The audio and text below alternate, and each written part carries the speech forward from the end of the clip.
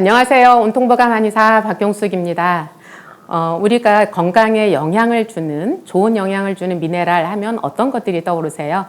칼슘, 마그네슘, 철분, 셀레늄, 비타민 D 이런 것들이 떠오를 거예요. 그런데 우리가 잘 알지는 못하지만 그런데 건강에 실제적으로는 많은 영향을 끼치는 그런 미네랄이 하나 있어요. 바로 규소라는 거예요. 그래서 생소하긴 하지만 이 규소에 대해서 이해를 하면 우리가 골다공증이라든지 잇몸이 시리고 치아가 자꾸 흔들리고 또는 혈관이라든지 머리카락이 약해지고 하는 것들을 극복하는 데 있어서 해답을 얻을 수 있다고도 생각이 들거든요. 그래서 오늘 규소에 대해서 같이 공부를 해볼 건데요. 자, 그래서 규소가 무엇인지 먼저 살펴보도록 하겠습니다. 규소는 다른 말로는 실리카라고도 해요. 그래서 실리카 또는 규소라고 불리는 이런 필수 미량 영양소인데 이것을 영어로는 실리콘이다 이렇게도 얘기를 해요. 가장 흔하게는 그 실리카겔 아시죠? 우리가 옷이 이렇게 습할 때 곰팡이 나지 말라고 옷 주머니에다 넣어놓기도 하고 그리고 집 구석구석에 이렇게 좀 습하다 할 때 갖다 놓는 그런 걸 뭐라고 하죠? 방습제 이런 것들 거기에 주로 활용하는 것이 이 실리콘, 실리카겔이에요. 실리카겔이 이 규소로 되어 있어요. 실리카겔? 그럼 그거 먹으면 큰일 나는데 건강에 도움이 되는 미네랄 이야기하면서 왜 그 이야기를 하지?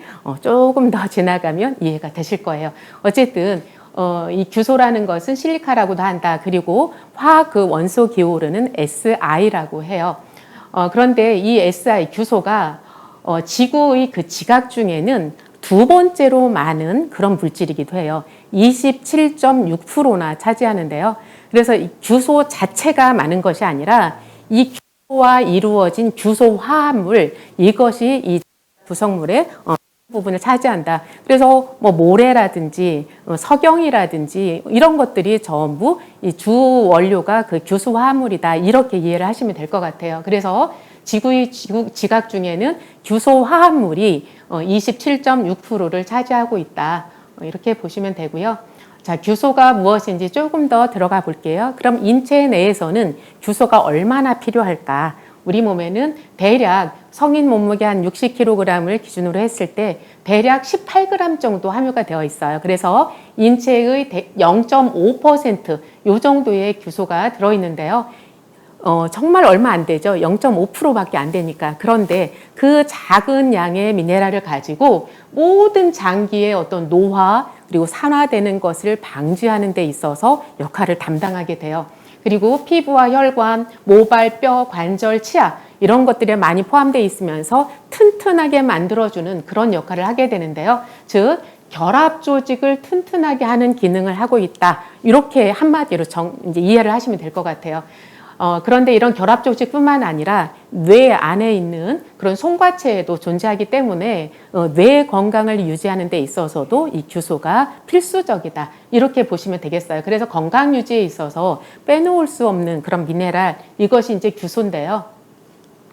자, 규소가 하는 역할을 제가 좀 전에 결합 조직을 단단하게 한다. 그런 말씀을 드렸는데 그것의 이해를 돕기 위해서 제가 비유를 한번 해볼게요. 여름철에 봉숭아물 이렇게 들이시죠? 올해는 안 들이셨나요? 여름철 다 가기 전에 한번 해보세요. 그런데 봉숭아물을 드릴 때 이상한 생각 안 하셨어요? 되게 빨간색을 나타내는 건 꽃인데 꽃뿐만 아니라 잎 사이를 같이 활용하기도 한단 말이에요. 그것은 그 염료가 우리 그 손톱에 그 주황색, 빨간색으로 물들게 하는 그 염료가 꽃에만 들어있는 게 아니라 잎에도 들어있기 때문에 그래요. 그래서 꽃과 잎에 들어있는 그 주황색 색소 이것이 염료가 되는 것이고요. 근데 이 봉숭아꽃보다 더 예쁜 색깔을 가지고 있는 그런 꽃들도 많은데 근데 그것들 가지고는 우리가 손톱에 물을 안 들인단 말이에요. 즉 장미라든지 이런 여러 가지 채송화도 있고 다른 꽃으로는 물을 안 들이고 주로 이제 봉숭아를 가지고 물을 들여요. 이 얘기는 똑같은 색소라 하더라도 우리의 손톱이 단백질이잖아. 이 조직 속으로 파고 들어갈 수 있는 그런 색소가 있는 것이고 파고들지 못하는 색소가 있는 것이고 이렇게 차이가 있는 거예요.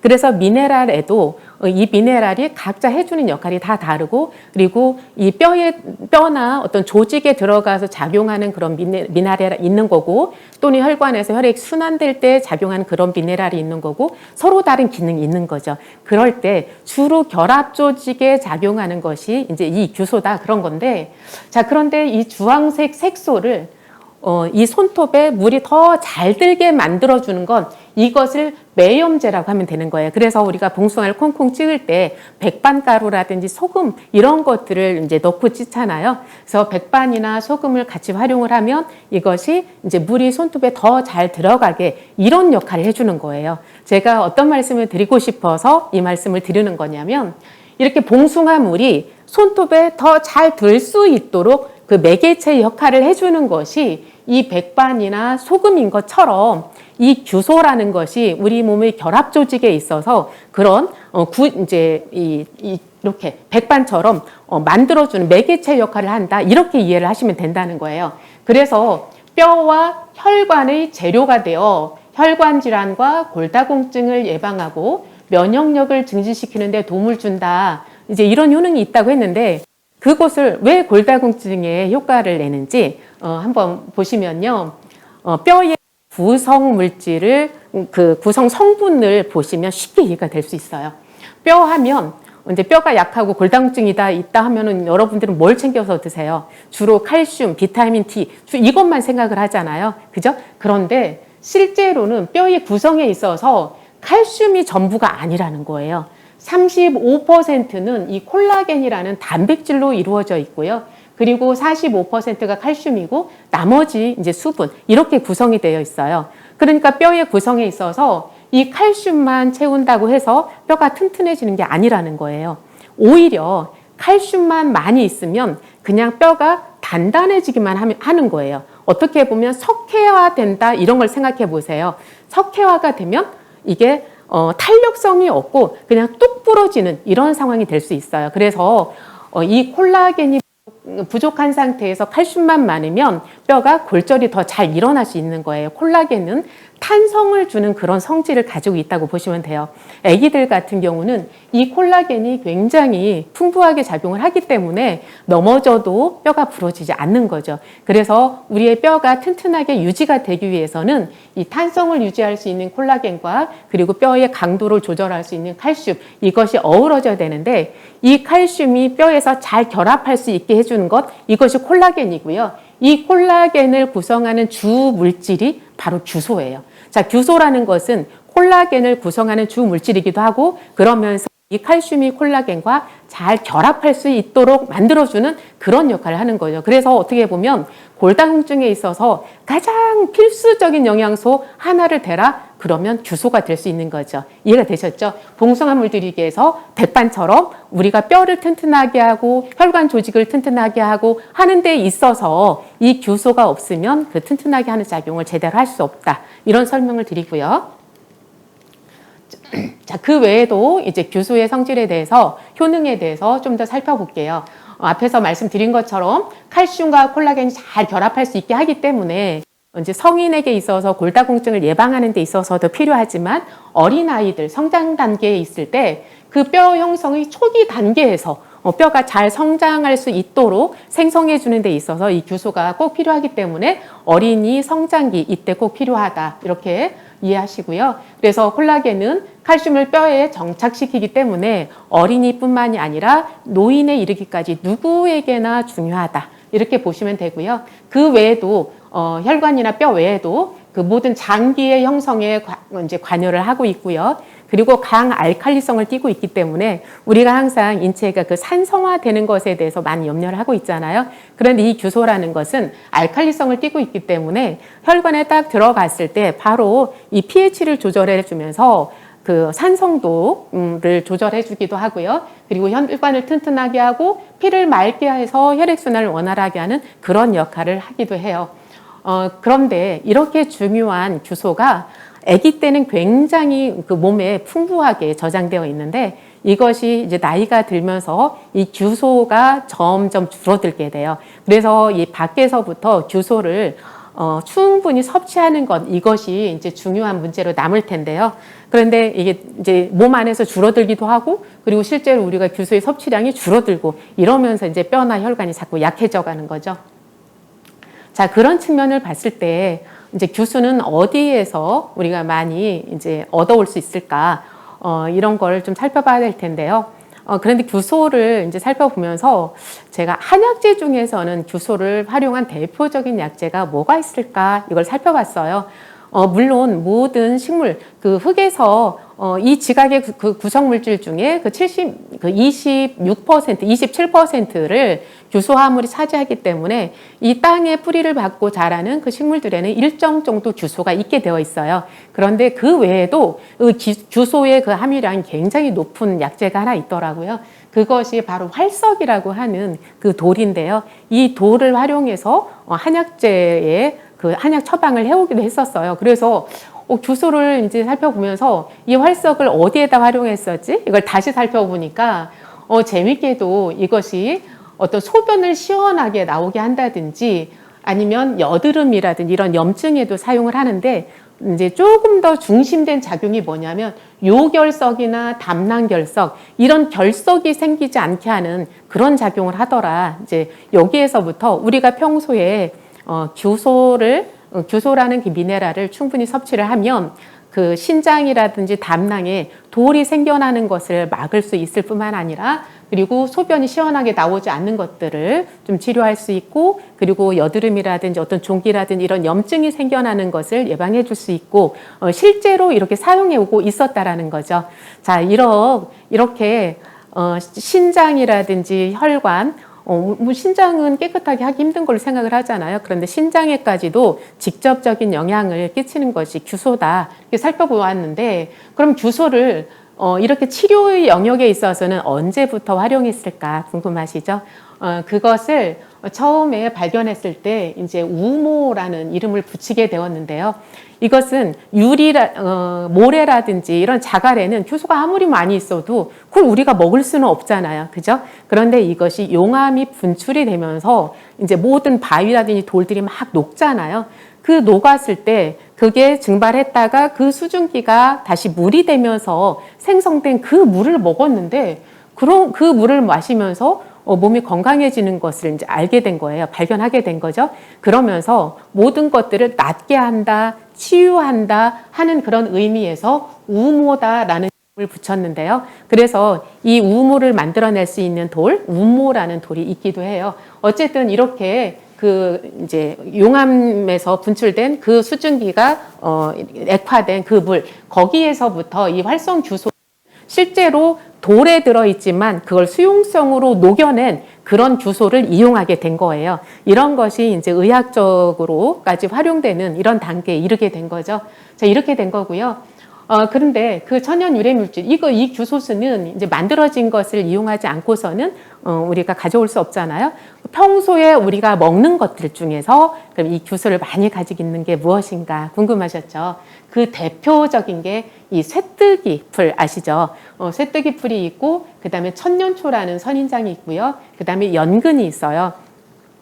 제가 그 암에 대해서 좀 이제 공부를 하면서 이렇게 문헌들을 살필 때 그 문헌들마다에 빠지지 않고 등장하는 게 이 쇠뜨기 풀이었어요. 이 쇠뜨기 풀이 어떤 항암 작용에 있어서 영향을 많이 줄 수 있다. 이제 이런 논문들이 많이 있었는데요. 그때만 해도 이제 이 규소에 대한 것은 제가 놓치고 있었어요. 그런데 이 규소를 굉장히 많이 함유하고 있다는 것을 제가 깨달으면서 그래서 그 항암에 도움되는 풀로서 그런 약재로서 이 쇠뜨기를 이야기했었구나. 이제 이런 것들을 좀 발견하게 되었고요. 이 천년초를 이것은 이제 가시가 많아서 저도 천년초를 몇 개 키우고 있는데 이게 겨울에도 얼어 죽지 않고 잘 크거든요. 그런데 이것을 무심코 손으로 막 건드렸다가 이런 작은 가시들이 그냥 보이는 것만 있는 게 아니라 작은 가시들이 굉장히 많더라고요. 그래서 이 선인장 자체를 내가 집에서 어떻게 해서 먹겠다라는 생각은 되도록 안 하시는 게 좋을 것 같아요. 저 이거 한번 건드렸다 가시가 수십 개가 박혀서 좀 고생을 했었거든요. 그래서 기계를 이용해서 이제 가시를 제거하고 이런 분말로 제공하는 것들이 있더라고요. 그래서 그런 천년초 분말 이것을 이제 뭐 우유나 두유 이런 거에다 타서 드셔도 되고 아니면 적당한 방법으로 가루약 먹듯이 이렇게 먹어도 될 것 같고요. 자, 이런 것들이 도움이 많이 될 것 같고요. 그리고 이 연근이 이제 제가 그 코피에서 한번 말씀을 드린 것 같은데 아이들이 이렇게 코피가 자주 날 때 연근즙을 먹으면 이 지혈이 굉장히 잘 되거든요. 저 그때만 해도 연근이 성질이 차서 그것이 위로 올라오는 열을 내려가게 하고 그러면서 지혈작용이 있는 거 아닌가 이 생각만 했었는데 제가 이제 규소가 많이 들어있는 것으로 이해를 하니까 다시 또 이해가 되는 거예요. 즉 규소가 많이 들어있다는 것은 혈관이라든지 뼈라든지 이 결합 조직을 단단하게 한다고 했잖아요. 그래서 혈관이 약해지면서 이제 그 부위로 이렇게 분출되어지는 건데 이제 그 조직들을 튼튼하게 좀 재생시켜 준다는 거죠. 그런 면으로도 이해할 수 있을 것 같아요. 그래서 평소에 내가 규소가 좀 부족할 것 같다 하시는 분들은 이렇게 천년초라든지 연근 또는 해조류 이런 것들을 이제 넉넉히 드시면 많은 도움이 될 거라고 생각을 합니다. 자, 그래서 이제 이 규소를 우리가 일상생활에서 먹는 것 말고 이 규소수 또는 규소를 이용한 분말 이런 것들을 지금 의학 의학 원료로서도 또는 식품 원료로서도 이렇게 사용을 하고 있는데요. 이런 것이 주는 효능이 무엇인가? 규소에 대해서는 주로 미국, 독일, 일본 그리고 우리나라 이렇게 4나라 정도가 좀 연구에 있어서 좀 앞서가고 있는 그런 나라들이에요. 그런데 이렇게 여러 나라들에서 이렇게 출판한 책이라든지 아니면 논문 이런 것들을 살폈을 때 그 공통적으로 이야기하는 규소의 주된 효능이 무엇인가 이것을 제가 간추려 보았거든요. 그랬을 때 대표적인 게 그 항염증 작용이 있다. 이렇게 보시면 되고요. 그리고 활성산소를 억제해서 암 성장을 억제하는 효과가 있다. 즉 활성산소를 억제해서 염증을 없애든지 또는 암에 대해서 저항하는 능력을 가지게 한다. 그리고 혈액을 정화하는 작용을 한다. 혈액이 산성화되는 것을 막아주고 혈관을 튼튼하게 하고 그리고 독소를 배출해준다 말씀을 드렸었죠. 그리고 미토콘드리아를 활성화해서 에너지 효율을 높여주고요. 에너지 효율을 높여주니까 그 신진대사가 원활해지고 그리고 체온이 올라가고 이런 측면에서도 암 성장의 억제에 도움을 준다고 할 수 있을 거예요. 그리고 이제 이 규소가 그 콜라겐을 구성하는 주 물질이라고 했잖아요. 자, 콜라겐 하면 피부에 탄력을 주는 거 생각을 하시죠. 그래서 막 먹는 여기 이렇게 콜라겐을 이용해서 뭔가 막 붙여주고 하면 피부가 탄력이 있어질 것 같고 막 이런 얘기를 많이 하는데 그런데 이 콜라겐이 아까 피부를 탄력 있게만 해주는 게 아니라 뼈에 있어서도 그 주된 구성 성분이라고 말씀을 드렸어요. 어쨌든 뼈를 튼튼하게 하고 피부를 탄력 있게 만들어주는 것 그런 역할을 하는 게 규소다. 그리고 중금속을 배출해서 이제 결석이 생기지 않게 하고 소변을 시원하게 나오게 하고 그 소변을 통해서 이 중금속을 배출하는 거죠. 이런 효능이 있고요. 그리고 사람뿐만이 아니라 식물에 있어서는 식이섬유를 그 구성하는 주요 성분이 바로 규소예요. 그래서 식이섬유의 그 주요 그 성분으로서 이게 규소가 들어가 있기 때문에 이것이 장내 미생물의 어떤 그 활성화를 도와준다 이렇게 보시면 되는 거예요. 그러니까 장내 생태계를 보호하는 데 있어서 도움을 준다 이렇게 보시면 되는 거죠. 이것이 이제 전반적으로 이야기하는 그런 규소의 효능이 되겠고요. 이렇게 좋은 효능을 가지고 있음에도 불구하고 이산화규소, 그러니까 규소가 이렇게 널리 알려져 있지 않고 그리고 규소에 대해서 오해를 많이 하는 그런 경우가 있어요. 그래서 그동안 이 규소가 아까 말씀드렸듯이 4나라에서 주로 연구가 되어져 있고 그 다른 나라들에서는 연구가 아직 덜 되어져 있고 여기에서도 알 수 있는 것처럼 이 규소에 대한 연구 자체가 오래되지 않았고 많이 진행되지 않았기 때문에 어찌 보면 이제 많이 알려져 있지 않았을 수도 있는데요. 그런데 이게 알려진과 동시에 이거에 대해서 좀 잘못된 정보를 누가 퍼뜨리는 과정 속에서 이 규소를 이용할 수 없게 만드는 이제 그런 그 상황이 발생하기도 했어요. 그래서 이제 규소에 대해서 많은 이제 오해가 이제 생기게 되었는데 그 전에 이 규소가 우리 인체 내에 주는 어떤 효능 이런 거 외에도 일반적인 이제 산업이라든지 이런 속에서 어떻게 활용되는지도 한번 살펴볼게요. 인체 내에서 뼈나 혈관벽이나 모든 세포의 결합 조직을 단단하게 구성하는 물질인 것처럼 이것이 유리를 제조하는 데 있어서도 주 원료로 사용하게 되어 있어요. 그리고 우리나라는 반도체 강국이잖아요. 이 반도체를 만드는 데 있어서 반도체를 제조하는 데 있어서 또 필수 물질로 들어가고요. 그 외에도 소재를 강화하는, 그러니까 단단하게 플라스틱이라든지 여러 가지 물질들이 있잖아요. 그것들을 이렇게 단단하게 하는데 필요한 게 규소예요. 그래서 여기 플라스틱, 고무 이런 소재에 첨가돼서 강도를 높이고요. 그리고 이제 광 케이블이 나오면서 우리가 이렇게 빠른 이제 정보를 받아볼 수 있게 되었잖아요. 이런 광섬유와 같은 광학 소재에서 광선의 굴절률을 조절하는 데 있어서도 이 규소가 활용이 되어 있고요. 그리고 화장품이나 치약에도 들어가고요.